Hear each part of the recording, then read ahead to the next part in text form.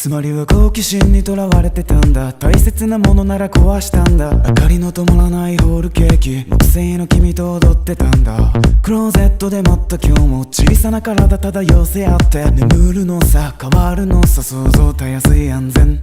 私バカな子なの、どこにも行かないで濁った状態の鈍い目を覚ませ。夜のうち片付けたおもちゃ、無邪気なままでまだいたかった。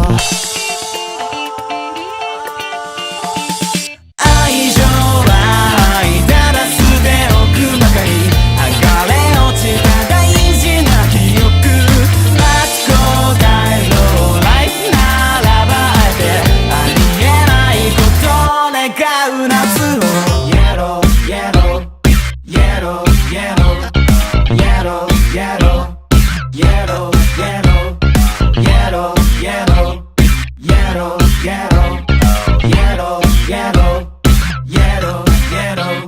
好奇心に殺されたようだ。狡猾な術なら試したんだ。うたつの上がらないあんな行為、満面の笑みで歌ってたんだ。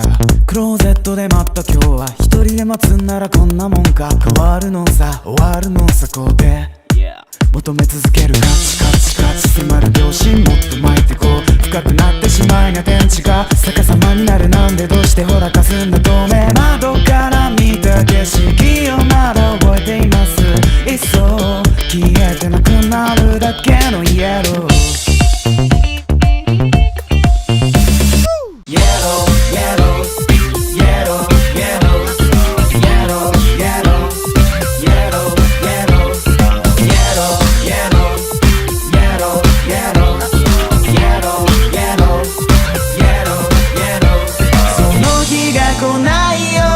わざと間違えて崩れ落ちた帰り遂げ立つ